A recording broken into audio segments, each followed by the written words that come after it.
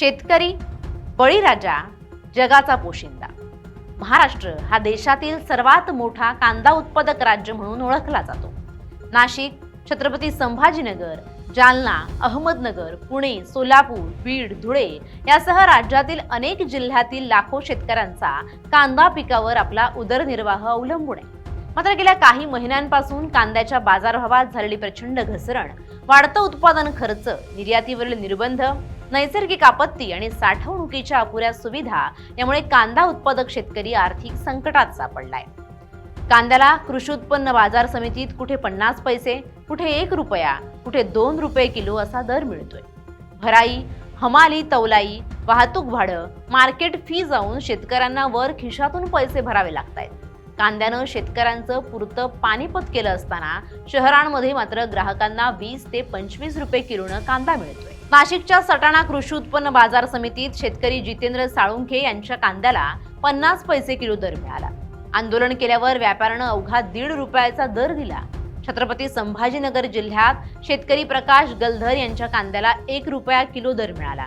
1200 kilo कांदा विकल्यावर हमाली, वाहतूक भाडं वजा केल्यावर त्यांना खिशातून 1 रुपया भरावा लागला। सोलापूरमध्ये अंकुश गंजाळ यांनी 73 गोणी कांदा विकला आणि त्यांच्या हातात आले फक्त 400 रुपये। बीड जिल्ह्यातील नेकनूर येथील एका शेतकऱ्यानं तब्बल 41 पोतं कांदा सोलापूर मार्केटमध्ये विक्रीसाठी नेलं, परंतु त्यातील फक्त 20 पोते कांदा विकला गेला आणि सर्व खर्च हमाली, तोलाई, दलाली, बाजार शुल्क, वाहतूक आणि इतर कपाती वजा जाता त्या शेतकऱ्याच्या हातावर अवघे 519 रुपये उरले। सर्वात धक्कादायक बाब म्हणजे उर्वरित 21 पोते कांदा विकलंच गेलं नाही आणि तो कांदा आजही बाजारात तसाच पडून आहे। ही घटना फक्त एका शेतकऱ्याची नाहीये मित्रांनो, तर महाराष्ट्रातील लाखो कांदा उत्पादक शेतकऱ्यांच्या वेदनेचा आणि व्यवस्थेविरोधातील संतापाचा जिवंत पुरावा आहे। नाशिक जिल्ह्यातील सटाणा बाजार समितीत तर परिस्थिती आणखी भयावह झाली आहे। तेथे एका शेतकऱ्याच्या कांद्याला अवघा 50 रुपये क्विंटल म्हणजेच 50 पैसे किलो इतका अत्यंत कमी दर मिळाला।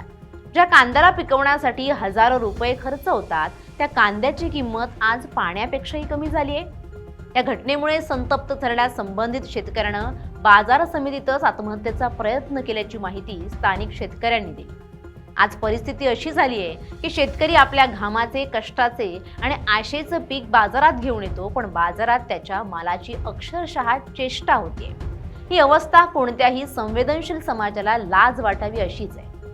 पावसापासून वाचलेल्या चांगल्या कांद्याला पुढच्या 15 दिवसात चांगले भाव मिळण्याची अपेक्षा आता व्यक्त केली जाते। 8 ते 10 दिवसात निर्यातीत सुधारणा होऊन देशांतर्गत बाजारपेठेत भाव वाढण्याची आशा शेतकऱ्यांना आहे। सध्या राज्यात कांद्याची आवक वाढली आहे, तुलनेत मोठी मागणी नाहीये। काही ठिकाणी अवेळी पावसामुळे कांद्याची प्रतवारी खराब झाली आहे।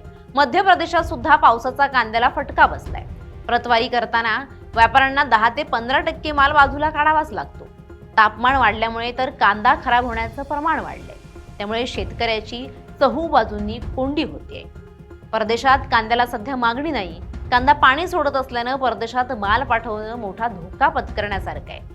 तिथे कांदा पोहोचेपर्यंत खराब झाला तर पैसे मिळणार नाहीत। युद्ध काळात अनेक देशांमध्ये कांदा पोहोचायला उशीर झाला आणि त्यातून निर्यातदारांना फटका बसला। पुढच्या 8 ते 10 दिवसात निर्यातीची ही परिस्थिती सुधारेल अशी आशा आहे शेतकऱ्यांना। कांदा उत्पादक शेतकरी कर्जात बुडालाय। अनेक शेतकरी बँका, पतसंस्था, खासगी सावकार यांच्या कर्जाच्या ओझ्याखाली दबले गेले आहेत शेतकरी। घर चालवणं, मुलांचं शिक्षण, शेतीचा खर्च, औषधोपचार आणि दैनंदिन जीवन जगणं कठीण झालंय। आज महाराष्ट्रातील कांदा उत्पादक शेतकरी अक्षरशः आर्थिक विनाशाच्या उंबरठ्यावर उभा आहे। शेतकऱ्यांची अवस्था दिवसेंदिवस बिकट होत असताना सरकार मात्र फक्त बैठका, समित्या आणि घोषणांमध्ये व्यस्त आहे। शेतकऱ्यांना आता आश्वासनं नको आहेत, तर प्रत्यक्ष निर्णय हवे आहेत। कांद्याला मातीमोल भाव मिळत असल्यानं कांदा उत्पादक शेतकरी पूर्णतः उद्ध्वस्त झालाय। सरकार लक्ष द्यायला तयार नाहीये।